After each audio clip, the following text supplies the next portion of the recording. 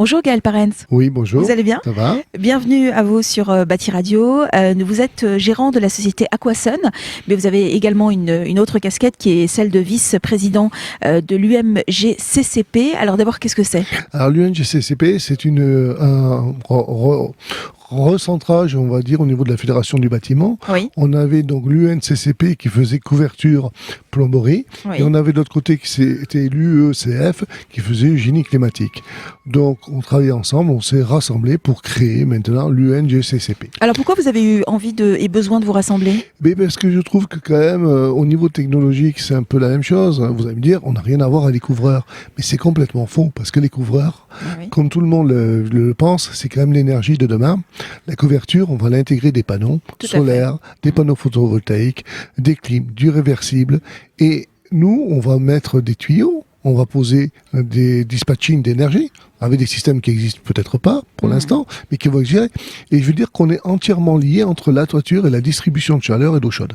Donc il Dans fallait une travailler maison. ensemble, c'était important. C'est évidemment. très important parce qu'on a des problèmes d'étanchéité qui sont sur les toitures, comment mettre les systèmes, et d'étanchéité pour pas qu'il y ait de fuite dans les installations et que les systèmes de chauffage fonctionnent très bien. Alors il y a quelques instants, vous avez abordé surtout l'offre de changement de chaudière, qui est quand même une interrogation générale, généralisée. Alors d'abord, combien ça coûte de changer sa chaudière? Alors, une chaudière simple, si on prend une chaudière à gaz, on va avoir des prix entre 3 500 et 5 000 ou 7 000 euros selon les besoins sanitaires derrière Oui.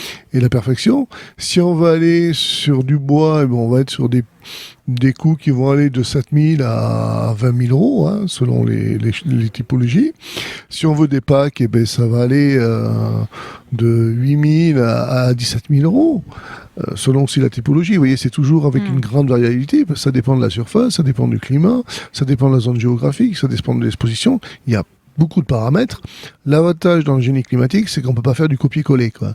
Évidemment. Ceux qui font du copier-coller, ben, en général, ça marche pas tellement bien. Alors, quelles sont les interrogations que se posent les professionnels et les installateurs et tous les corps de métier concernés par ces futures installations? Alors, le problème, c'est une méfiance sur l'inconnu. On est très traditionnaliste, quand même, dans le bâtiment, il faut le dire. On est un peu informatisé. Certains, pas beaucoup. Mais les mentalités ont changé quand même depuis, on va dire, 5-8 ans. Maintenant, moi, je pilote des installations à distance et je vois quand mes ouvriers lancent une installation, Oui. je peux leur dire s'ils ont bien purgé, s'ils ont mal purgé. Et en fait, maintenant, on voit mieux l'installation parce que c'est comme si on avait un scanner en 3D dans l'installation, alors que quand on y est devant, on ne voit pas tout ça. Donc en fait, maintenant, la caisse à outils s'est élargie avec une grosse tablette ou un ordinateur ou le téléphone. Des innovations technologiques ont aidé. Voilà. Maintenant, on ne peut même plus lancer une installation sans ces outils-là. On n'a plus de bouton on-off, on ne sait pas le faire si on n'a plus un téléphone ou une tablette ou un ordinateur. Ça, c'est vraiment une révolution dans la caisse à outils et dans le savoir. Et ce qui a un gros avantage, c'est que pour la maintenance, le client a des coûts moindres puisqu'on peut intervenir des fois à distance. Oui. Et selon les systèmes, on a même des robots qui font des correctifs. Et là, vous veniez de voir un film, le monsieur qui dépensait 800 euros. En fait, en réalité, maintenant, on est à 500 euros d'économie. Pourquoi ? Parce qu'on a adapté son comportement à l'installation. Avant, c'était l'installation qui était adaptée au pifomètre. Et maintenant, on peut bien l'adapter. Et même, je crois qu'il chauffe 1 demi-degré de plus dans les stats. Selon vous, Gaël, combien de temps il faudra pour que ces installations soient généralisées sur le territoire? Alors, elles peuvent être généralisées demain matin. C'est une question de coût Et de volonté aussi. et de volonté politique, parce que les gens, si on va reprendre l'automobile, j'aime bien l'automobile.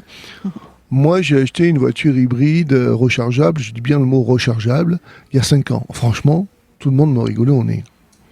Ouais, c'est pas tout électrique, ouais, tu vas t'embêter, ça va tomber en panne. En réalité, j'ai 150 000 km, je fais du 2 litres au 100. Bon, voilà, je fais un plein tous les mois, ça va. Et c'est un peu la même chose pour le bâtiment. On n'est pas habitué à ces nouvelles technologies parce qu'en fait, on ne peut pas avoir une technologie qui fait 100%. Le problème, on a été mal éduqués par nos parents parce qu'ils nous ont donné d'une énergie. On faisait tout avec. Mais maintenant, non. Il nous faut un peu de ceci, il nous faut un peu de cela, il nous faut un peu être raisonnable aussi dans le comportement. Et je veux dire, tout le monde y va. Et je m'aperçois que sur certaines maisons, en fait, c'est pas le chauffage qui consomme plus. c'est les enfants avec les portables, les adultes, les tablettes, les ordinateurs. Et de plus en plus, effectivement. Quand je regarde la part sur mes analyses, je m'aperçois que voilà, la production d'électricité que l'on fait, le chauffage, par exemple, j'ai une maison dans le sud de la France, 180 mètres carrés, la même que vous avez vue, en RT 2012, Oui. pas très bien isolée, avec des ponts thermiques, mais en fait, ils sont 4 personnes, ils sont chauffés à 21 degrés, avec chauffage de piscine et consommation de piscine, et ils ont un seul fournisseur d'énergie, qui est donc une énergie électrique, et ils dépensent 6000 kWh par an, tous les usages, je ne confonds même plus les 6 usages, maintenant c'est 6000, ce qui fait un prix mensuel de 85 € par mois. Donc au-delà de la maîtrise de l'installation technique, il faut aussi une prise de conscience collective. Voilà, il faut une prise de conscience collective. Et maintenant, ce qui va embarquer un petit peu plus les ENR, je pense, c'est la mobilité.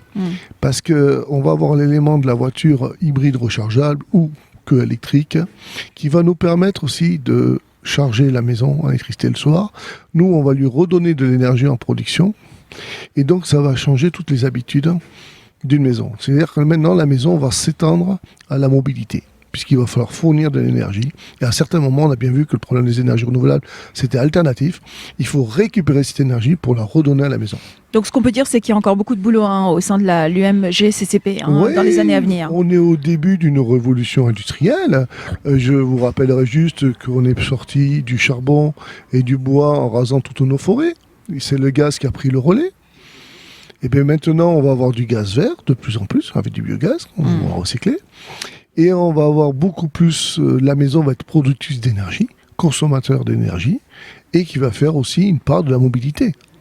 Voilà, donc c'est grâce aussi à la data et au développement quand même d'Internet dans toutes les maisons. Bien sûr, en tout cas le message est passé. Merci beaucoup d'avoir échangé avec nous. Gaël Parens, merci en tout cas d'avoir répondu à nos questions. Union des métiers du génie climatique, de la couverture et de la plomberie, vous en êtes donc le vice-président et gérant de la société Aquason. Merci. Voilà, je vous remercie.